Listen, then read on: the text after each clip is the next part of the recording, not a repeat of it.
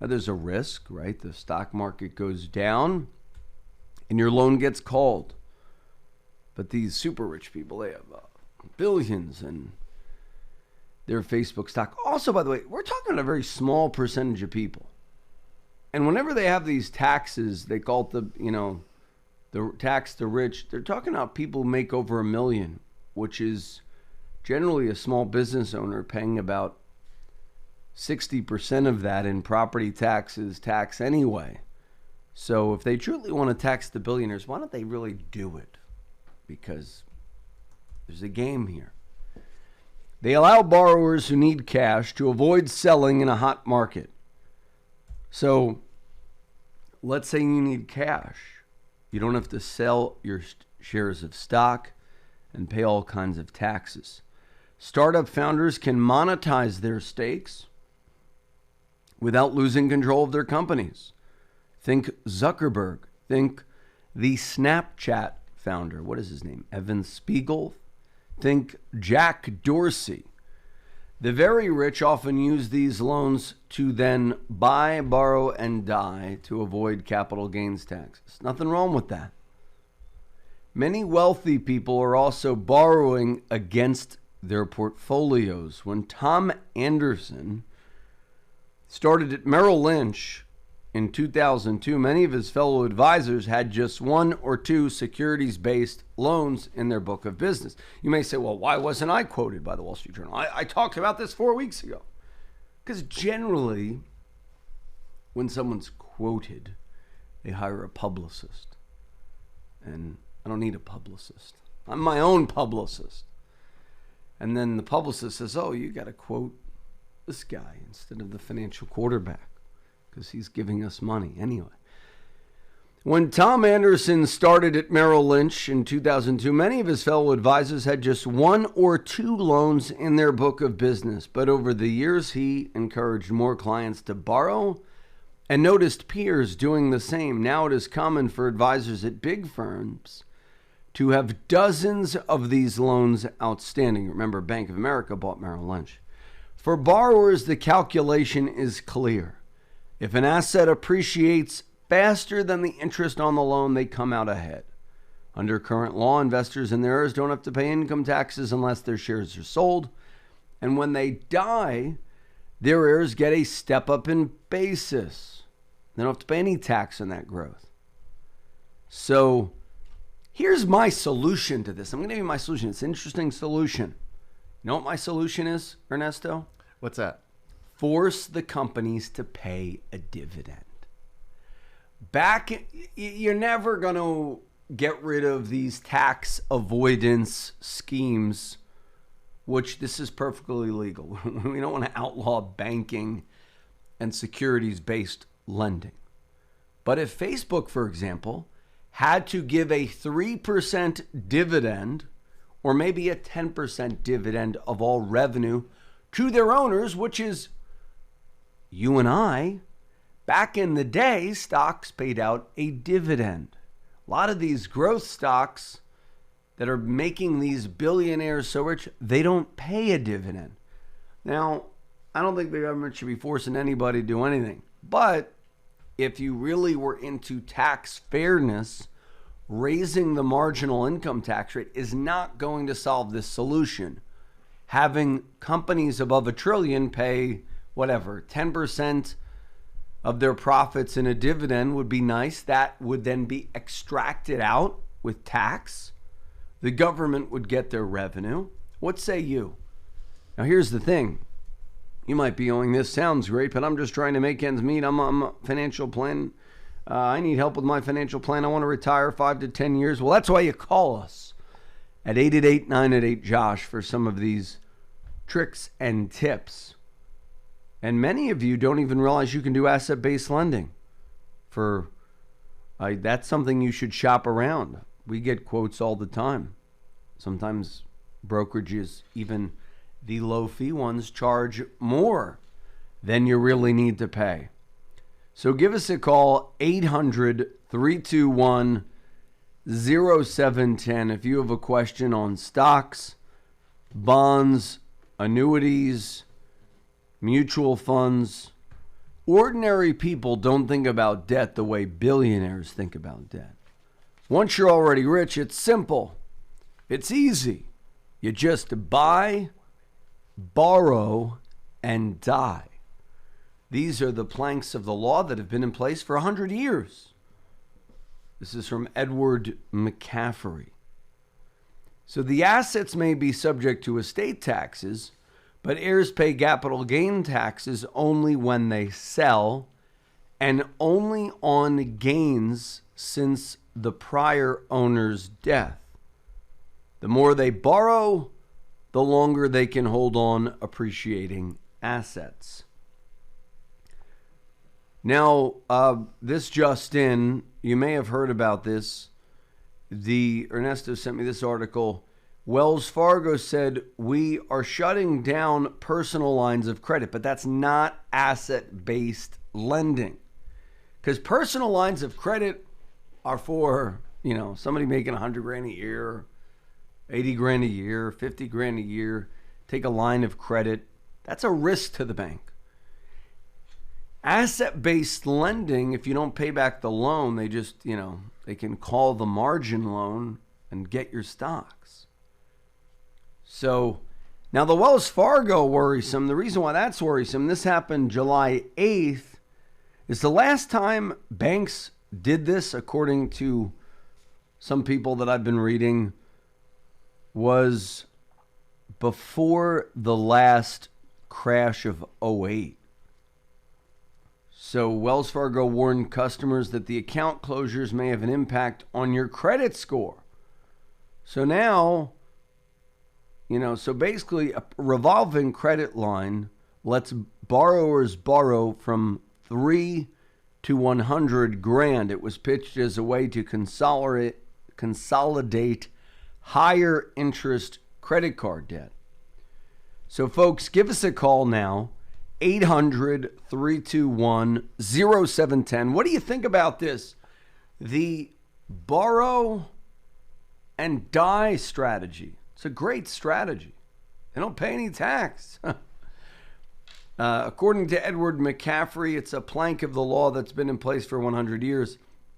The only one who picked up, she must be listening to my show, is Liz Warren, senator from Massachusetts. And we'll talk about what she said about asset-based lending when we return. And folks, call us right now. We're going to give you something really special. If you call me right now at 888-988-JOSH, we're going to give you your one-page, easy-to-understand analysis. It is a 27-point checklist. Asset protection strategies, tax saving strategies, and growth saving strategies for these uncertain times. And we'll go into debt management and cash flow. But you got to call us now at 888-988-JOSH for the free 45-minute ultimate financial game plan. And pick up my book, Retirement Reality Check. Go to retirementrealitycheck.com today. Buy my book and you get 3 free gifts when you schedule and keep your no obligation review. What are those gifts? The 45-minute strategy session. It's the ultimate financial game plan. The income for life session will show you how to map out income that lasts hopefully as long as you do in retirement. And third, the on-point risk analyzer, where you get to see, is your portfolio risky? I'm Josh Jelinski, the financial quarterback. Call us during the break, 888-988-JOSH for the free review, or call us if you have a listener question at 800-321-0710. This is Josh Jelinski. Don't touch that dial. Okay, we're back. This is Josh Jelinski, the financial quarterback, and we have our good friend Elizabeth Warren. So we're talking about Elizabeth Warren's call to tax the rich through securities-based lending. And I was clued into this by financialadvisoriq.com. Senator Warren, wealth management firms helping the rich avoid taxes. Now, let's be truthful about how these This is loans. I mean, do we really want to stop loaning from banks? Not really. I think it would be far better to say, you know what? If you own stock in one of these trillion-dollar companies or billion-dollar companies, rather than gobbling up things and creating a monopoly, they have to pay 3% dividend or a 2% dividend. That would be great. And then that would cause, because dividends can be taxed at ordinary income tax rates, that would cause a lot of these billionaires to pay some tax, where now they pay, like there was some report that Warren Buffett paid 1.24% tax rate. 1.24% on $100 billion, a lot of money still. Senator Elizabeth Warren is urging the Senate Committee on Finance to investigate how wealthy Americans are avoiding paying taxes. Like, people didn't know this happened. I knew this for years. And how wealth management firms are helping them do so, particularly through securities-backed loans. I think they listen to the show. I think they heard my... Do you remember me talking about this, Ernesto? I do, yes. I said, if somebody wants to buy an asset and they're worth billions, somebody's going to give you a $7 million loan against their $1 billion Facebook portfolio. Duh. In a letter to committee chairman Senator Ron Wyden, this guy always has like a very interesting tax policy.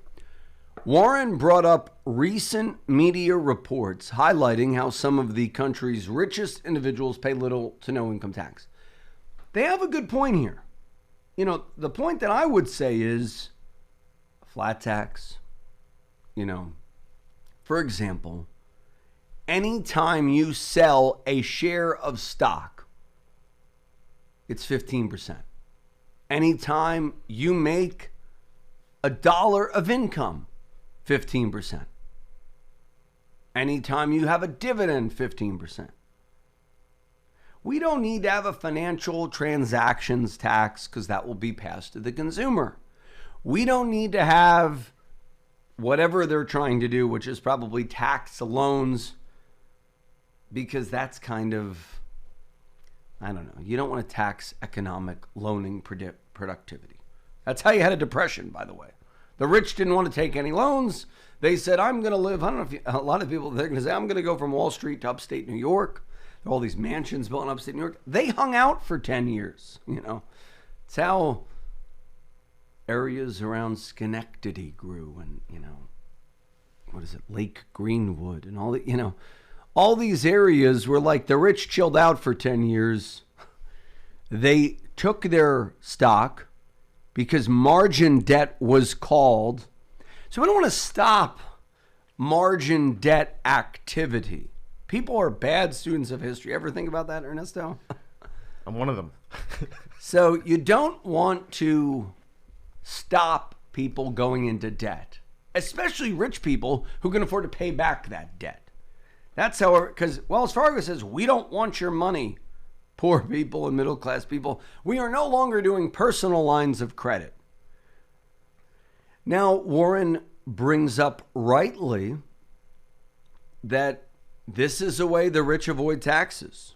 I think the solution would not be this. I think it would be a fair tax. We are taxing consumption. So when they buy their $70 million beach house, national sales tax rather than an income tax. Or you tax the dividends and the capital gains rate and the income rate the same. Let's say 15% capital gains, 5% state. It's already 20, so it's 23.8. But they're not paying that 23.8. Do you understand? Because they're not selling. They're buying the asset.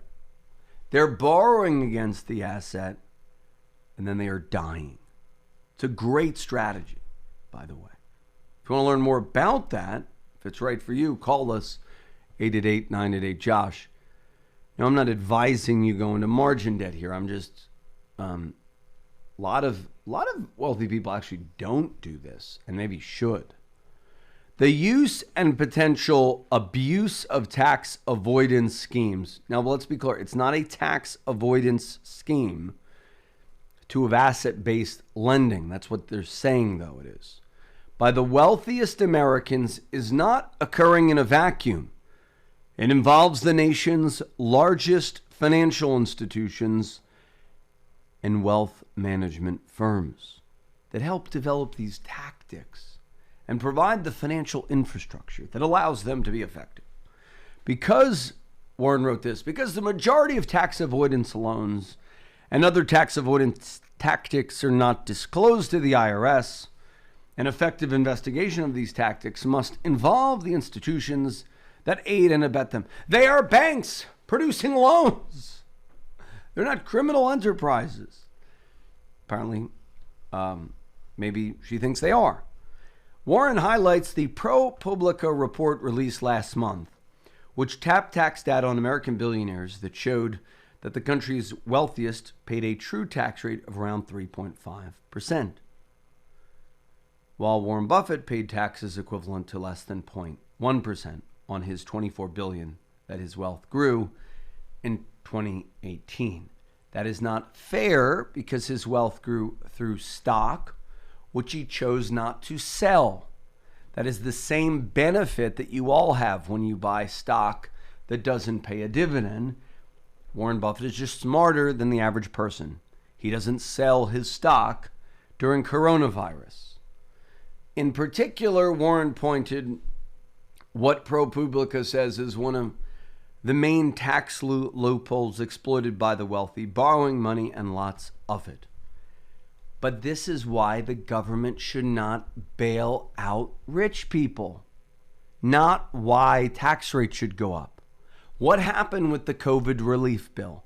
Kanye got PPP. This firm, hey, we got PPP. God bless us.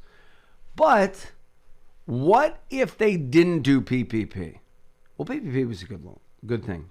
But they bailed out banks and they bailed out mutual fund companies. Do you know that? They bailed out mutual fund companies. So rather than those companies having to save for a rainy day because interest rates are kept so low artificially, they borrow. And then they take out their competitors. They buy them out. Think of Facebook buying Instagram. They offered Evan Spiegel, the creator of Snapchat, I don't know, I want to say a couple $1 billion. Now that company's worth $100 billion plus. He was smart. The founders of Instagram, they cashed out. So what's your number? For the founders of Instagram, it was $1 billion. Evan Spiegel, it was $100+ billion. He didn't want to sell out. So here's the thing. It's a free country. People can do whatever they want with their companies. But back to this asset-based lending craze. If you have margin interest, I've seen margin debt north of 7% sometimes. You should shop that.